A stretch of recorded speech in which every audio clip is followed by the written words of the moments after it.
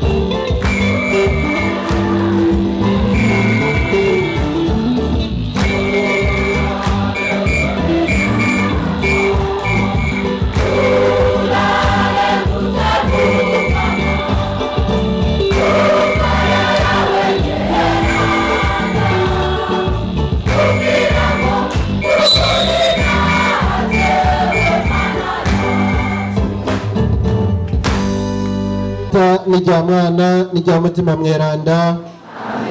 Nimuhorane Umukama.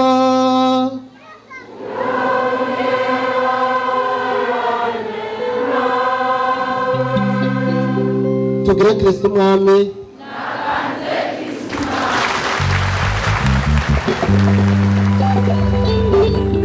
Nk'uko mubibona n'akanyamuneza ku gisata cacu ca Rushubi, n'akanyamuneza muri paruwase yacu ya Rubanga, kuko uno munsi twatewe iteka ryo kugenderwa n'abashitsi.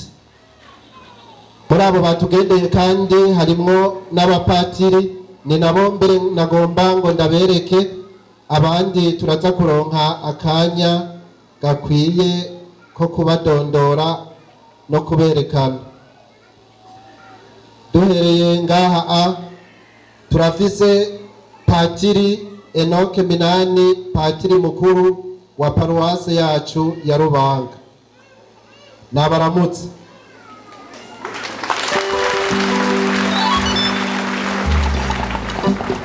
Umukurikira ni Patiri Jean de Dieu Hakizimana, avuka muri paruwase ya Kiremba dusangiye Ingobyi. Nabaramutse. Umukurikira ni Patiri Rogeri Niyibigira, avuka muri paruwase ya Gwegura. Nawe dusangiye Ingobyi. Umukurikira ni Patiri Rogeri Ninahazwe, nawe nyene dusangiye Ingobyi, avuka muri paruwase ya Mubuga. Umukurikira ni Patiri Sirasi Ntirampeba, avuka muri paruwase ya Ryakabamba, nawe nyene dusangiye Ingobyi. Umukurikira ni Patiri Mahenga Gratien, avuka muri paruwase ya Kiremba, nawe nyene dusangiye Ingobyi. Umukurikira ni Patiri Butoyi Jean Paul, avuka muri paruwase ya Kiremba, nawe nyene dusangiye Ingobyi.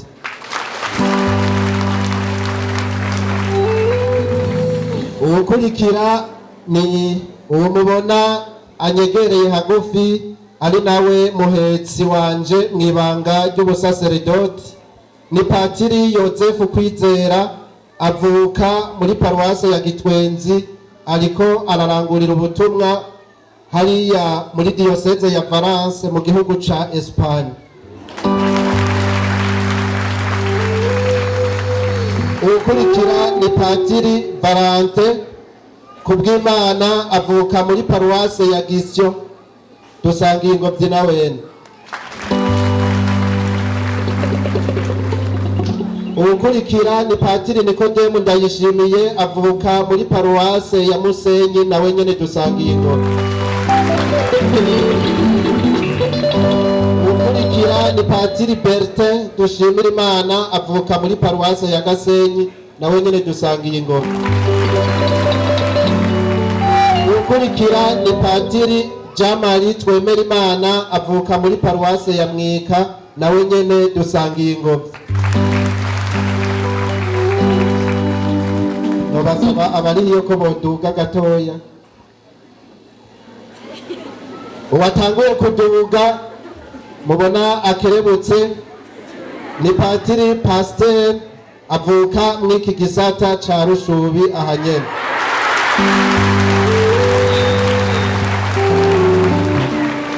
Ukurikira ni Patiri Jean Claude Ndayishimiye, avuka mw'iyi paruwase yacu ya Rubanga ku gisata ca Kirinzi.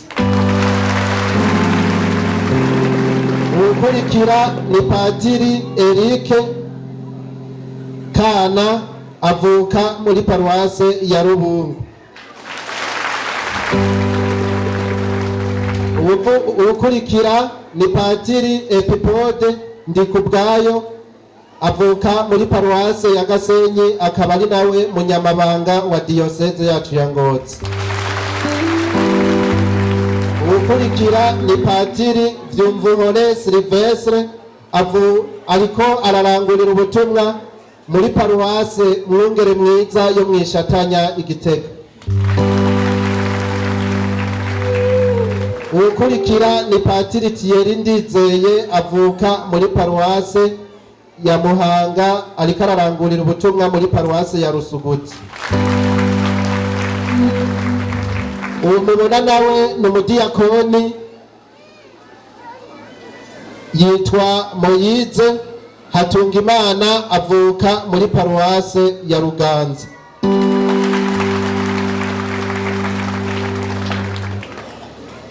ubu ni umudiyakoni yitwa Onezime Niyizigama avuka muri paruwase ya Mugogo. uwundi akurikira ni umudiyakoni yitwa Pasteur Nemeyimana avuka muri paruwase ya Nyamurenza.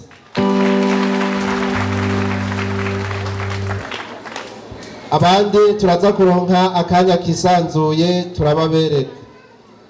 Tubandanye n'inkuka ya misa.